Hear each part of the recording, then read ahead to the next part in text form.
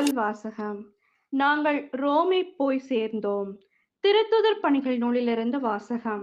அதிகாரம் 28, இறை வசனங்கள் 11 முதல் 16, 30 முதல் 31. சகோதர சகோதரிகளே, 3 மாதங்களுக்கு பிறகு குளிர்காலத்தில் மால்தா தீவில் ஒதுங்கியிருந்த ஒரு சிறிய கப்பலில் ஏறினோம். அதில் மிதன சின்னம் பொறிக்கப்பட்டிருந்தது. அது அலெக்சாந்திரியாவை சார்ந்தது. நாங்கள் சிரக்கூசா துறைமுகத்தை அடைந்து அங்கு 3 நாள் தங்கியிருந்தோம். அங்கிருந்தும் கரையோரமாக சுற்றி வந்து ரெகியோ என்னும் இடத்தை அடைந்தோம். ஒரு நாள் அங்கு தங்கிய பின் தெற்கிலிருந்து காற்று வீசவே 2ஆம் நாள் புத்தையோலி என்னும் இடம் சென்றோம். அங்கு நாங்கள் சகோதர சகோதரிகளை கண்டோம். நாங்கள் அவர்களோடு 7 நாள் தங்குமாறு அவர்கள் எங்களை கேட்டுக்கொண்டார்கள். அதன் பின் நாங்கள் ரோமை போய் சேர்ந்தோம். அங்குள்ள சகோதர சகோதரிகள் எங்களை பற்றி கேள்வியுற்று அப்பேயு சந்தை 3 விடுதி என்னும் இடங்கள் வரை எங்களை எதிர்கொண்டு வந்தார்கள். பவுல் அவர்களை கண்டபோது துணிவு கொண்டு கடவுளுக்கு நன்றி செலுத்தினார். நாங்கள் ரோமைக்கு வந்தபோது பவுல் தனி வீட்டில் தங்கியிருக்க அனுமதி பெற்று கொண்டார்.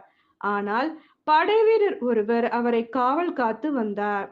பவுல் அங்கு 2 ஆண்டுகள் முழுவதும் தாம் வாடகைக்கு எடுத்த வீட்டில் தங்கியிருந்தார். தம்மிடம் வந்த அனைவரையும் வரவேற்று இறையாட்சியை குறித்து பறைசாற்றி வந்தார். ஆண்டவர் இயேசு கிறிஸ்துவை பற்றி முழு துணிவோடு தடையேதுமின்றி கற்பித்துக் கொண்டிருந்தார். இது ஆண்டவரின் அருள்வாக்கு. இறைவா உமக்கு நன்றி. நற்செய்தி வாசகம். நானும் கடல் மீது நடந்து வர ஆணையிடும். மத்தேயு எழுதிய தூய நற்செய்தியிலிருந்து வாசகம். அதிகாரம் 14, இறை வசனங்கள் 22. இயேசு 5000 பேருக்கு உணவளித்த பிறகு கூட்டத்தினரை அவ்விடத்திலிருந்து அனுப்பி கொண்டிருந்தார். அப்பொழுது சீடரையும் உடனே படகேறி தமக்கு முன் அக்கரைக்கு செல்லுமாறு அவர் கட்டாயப்படுத்தினார். மக்களை அனுப்பிவிட்டு அவர் தனியே இறைவனிடம் வேண்டுவதற்காக ஒரு மலையின் மேல் ஏறினார். பொழுது சாய்ந்த பிறகும் அங்கே அவர் தனியே இருந்தார். அதற்குள் படகு கரையிலிருந்து நெடுந்தொலை சென்று விட்டது. மேலும் எதிர்காற்று அடித்து கொண்டிருந்ததால் அலைகளால் படகு அலைக்கழிக்கப்பட்டது.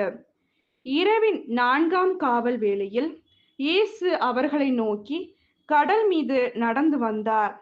அவர் கடல் மீது நடப்பதைக் கண்ட சீடர் கலங்கி ஐயோ பேய் என அச்சத்தினால் அலறினர். உடனே இயேசு அவர்களிடம் பேசினார். துணிவோடிருங்கள், நான் தான், அஞ்சாதீர்கள் என்றார். பேதுரு அவருக்கு மறுமொழியாக, ஆண்டவரே, நீர்தாம் என்றால் நானும் கடல் மீது நடந்து உம்மிடம் வர ஆணையிடும் என்றார். அவர் வா என்றார். பேதுருவும் படகிலிருந்து இறங்கி இயேசுவை நோக்கி கடல் மீது நடந்து சென்றார். அப்பொழுது பெருங்காற்று வீசியதைக் கண்டு அஞ்சி அவர் மூழ்கும்போது, ஆண்டவரே, என்னை காப்பாற்றும் என்று கத்தினார். இயேசு உடனே தம் கையை நீட்டி அவரை பிடித்து, நம்பிக்கை குன்றியவனே, ஏன் ஐயம் கொண்டாய் என்றார். அவர்கள் படகில் ஏறியதும் காற்று அடங்கியது. படகில் இருந்தோர் இயேசுவை பணிந்து, உண்மையாகவே நீர் இறைமகன் என்றனர். இது கிறிஸ்துவின் நற்செய்தி. கிறிஸ்துவே உமக்கு புகழ்.